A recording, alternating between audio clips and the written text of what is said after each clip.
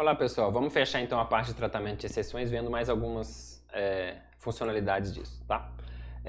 Um primeiro ponto é o seguinte, ó, a gente pode precisar de tratar exceções de tipos diferentes de um bloco try-catch, certo? Então ó, nós podemos também precisar fazer tratamentos diferentes dependendo do tipo de exceção que aconteça. Pode ser que esse tipo de exceção tenha recuperação e outras não.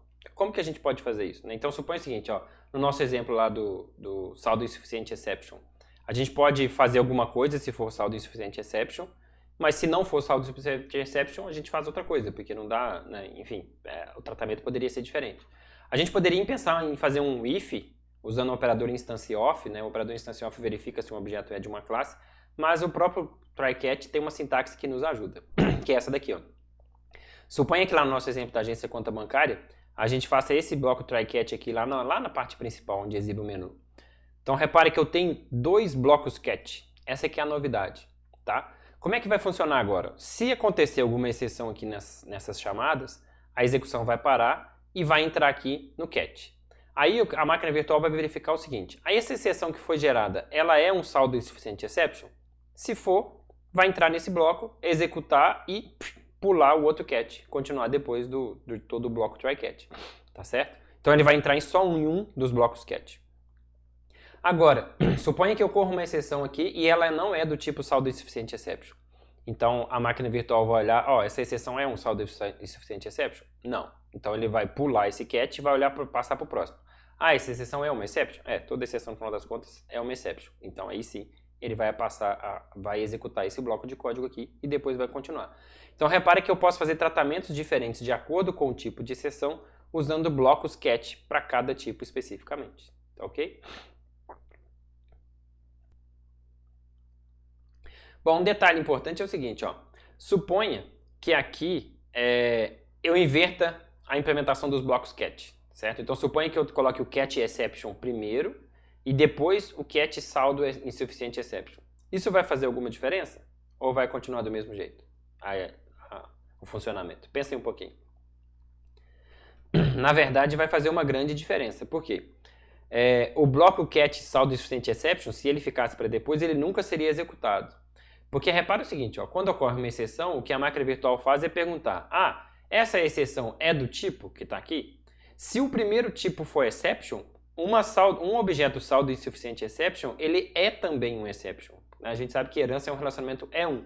Então, um objeto da subclasse é um objeto da superclasse. Então, se a gente colocasse o catch exception primeiro, mesmo que fosse uma exceção do tipo saldo insuficiente exception, ela ia entrar no bloco do exception. E aí nunca ia executar o bloco do saldo insuficiente exception. Tá certo? Bom, o bloco try-catch ele pode ainda ser mais completo com a inclusão do comando finally. Então a gente pode fazer um try-catch que é try-catch finally. Ok? Finally é finalmente em inglês. O bloco finally serve para garantir que algo vai ser feito sempre, mesmo que uma exceção ocorra e não seja tratada no bloco try-catch. Tá ok? Então o finally é uma coisa que eu vou executar de qualquer jeito. A gente sabe que se acontecer uma exceção aqui no try, a execução para, certo? Não continua nas linhas para baixo.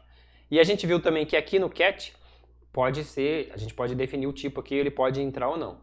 Agora, independente do que acontecer, se a execução for normal, ou seja, executar o try todinho sem erros, o bloco do finally também vai ser executado. Se der um erro e cair no catch, que for tratado, o finally vai ser executado. Se der um erro, cair no catch e for relançado, o finally vai ser executado. Então, é uma coisa que eu quero ter certeza que vai ser executado, né, independente de acontecer erro ou não. É útil o finally quando a gente precisa garantir, por exemplo, que uma conexão de banco de dados será fechada, um arquivo será liberado, alguma coisa do tipo. Então, é algum recurso que eu estou segurando e que, funcionando ou não, eu preciso liberar esse recurso, então a gente coloca isso no finally. E aí alguém pode pensar assim, mas para que esse finally? Eu não poderia simplesmente colocar um código aqui depois do try-catch, né? Eu faço um try-catch normal e boto um código, né? Qual que é a diferença? A diferença é o seguinte, é que o bloco finally é executado mesmo que tenha um return no bloco try. E o bloco finally é executado mesmo que uma exceção não seja tratada no catch, certo? Então finally é uma coisa que eu quero garantir que vai executar. Se eu tenho um código depois de um return, ou se eu tenho um código depois de uma exceção e é um código normal, ele não vai executar, certo? E o finally ele vai garantir que isso vai executar. Tá ok? Bom, pessoal, sobre tratamento de exceção é isso. À primeira vista pode parecer sim, uma coisa muito diferente, mas é bem útil, né? É bem bacana a gente utilizar tratamento de exceções para evitar que os nossos programas fechem e fica dando pau, aí fecha aí, que é uma coisa que nenhum usuário gosta, né? Tá ok? Então, no trabalho, provavelmente eu vou pedir vocês para usar alguma coisinha de tratamento de exceção. É isso aí. Até mais.